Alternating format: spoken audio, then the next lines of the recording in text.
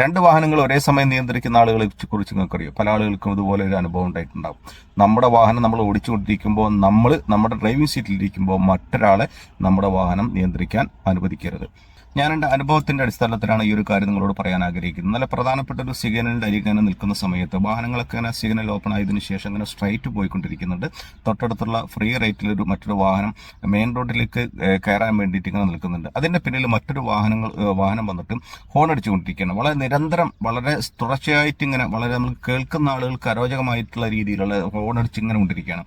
അപ്പോൾ ഞാൻ ഫ്രണ്ടിലുള്ള വാഹനത്തിലേക്ക് നോക്കുമ്പോൾ ഒരു സ്ത്രീയാണ്. സ്ത്രീ ഇങ്ങനെ പുറത്തേക്ക് നോക്കിയിട്ട് വാഹനങ്ങൾ വരുന്നുണ്ടോ എന്ന് ഉറപ്പുവരുത്താൻ വേണ്ടിയിട്ട് ഇങ്ങനെ നിൽക്കുന്നുണ്ട്.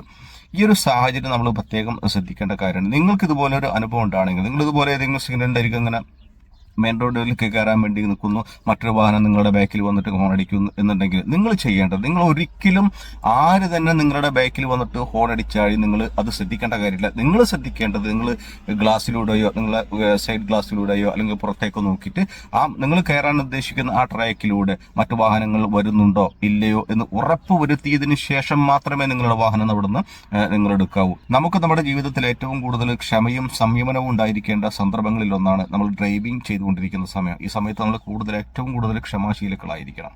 നമുക്ക് നമ്മുടെ വാഹനങ്ങളുടെ ബാക്കിൽ വന്നിട്ട് തുടർച്ചയായിട്ട് ഹോണടിക്കുന്ന ആളുകളോട് നമുക്കൊന്നും പറയാനില്ല.